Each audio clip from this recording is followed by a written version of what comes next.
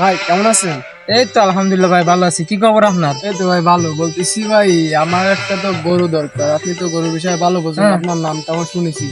আমার একটা গরু কিনে দেওয়া যায়? এ সবাই বলে আমি গরু কিনে দিলে সে গরু আর কোনোদিন খারাপ হবে না। এখন কোন ধরনের গরু লাগবে আপনি সেটাই বলে। আমার একটা গায়ে বন্যা বাছুর মা বাপ ছাল সব আছে, আমার একটা গাভী লাগবে।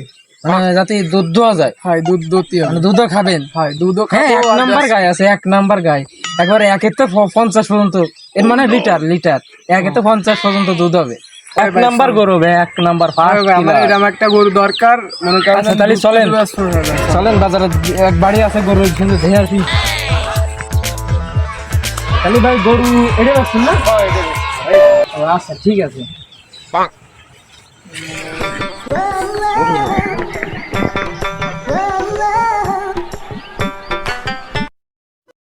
তাহলে গরু কত কি বেচবেন তার সাইডে চলুন, যাই আমরা।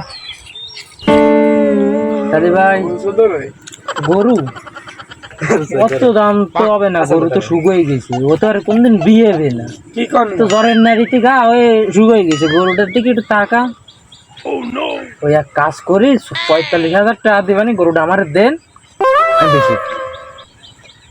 তাহলে আর ভাই কি মানে এবারে যে 50 নিয়ে না চলেন। তাহলে ভাই চলে চলেন ভাই, কথাটা তো কইছি, মালিকের মনটাও ভালো আছে, বুঝছেন?